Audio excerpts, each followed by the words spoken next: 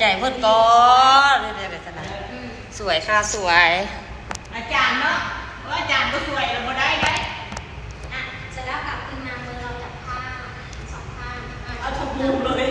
ให้เราคิดถึงข้างมันไม่ได้นี้อย่าเพิ่งขึ้นมาจับตา จับตามคันไทยไหม คันไถกลางขา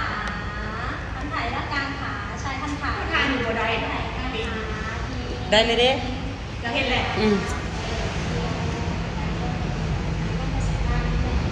นั่นแหละถูกแล้วกลางขาต้องมี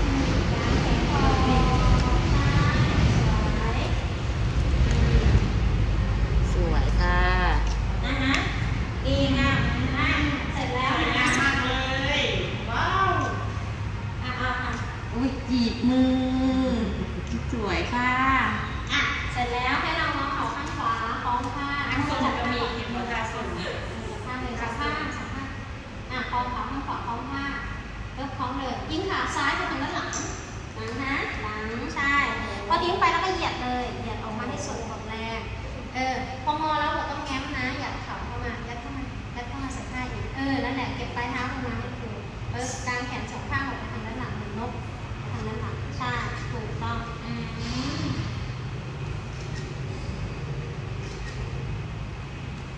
ใส่สติ๊กเกอร์ได้ เสร็จแล้วให้งอเข่าเข้ามาแล้วมือจับข้อเท้า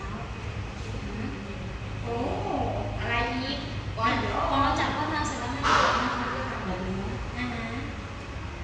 แล้วยืดหน้าขาเรายืดเปิดหน้าขานะเปิดหน้าขาแล้วก็เปิดหน้าอกตามแล้วก็ยืดหัวเราต้องติดคอไว้นั่นแหละ โอ้ยผู้ใหม่เอาเครื่องนี้เข้าให้เลยไม่ถึงนะ ไม่ถึงแล้ว เอาใหม่โอเค เปิดลื่นค่อยยืดนะคะเหมือนเรามีตัวได้นั่นแหละสวย หน้าผมหน้าขานะคะ เป็นรูปงามคนค่อยๆกลับขึ้นมาช้าๆปล่อยขาทั้งสองข้างจับขาเส้นซ้ายเส้นเดียวแล้วพาตัวลุกขึ้นมาช้าๆอย่าปวดพอลุกขึ้นมาเสร็จแล้วห้อมสะโพกไปทางด้านหน้านิดนึงพอลงไปไก่งอเข่าข้างนี้ลงเหยียดขาทางด้านล่างออกไปทางด้านข้างมือข้างขวาจับสูงมือข้างซ้ายเหยียดขวา ไอ้เยอะ โอ้ดีหน้าดำ ตัดแอนเลยเนาะ หน้าแดง เป็นแอนเลยได้ไหมนะ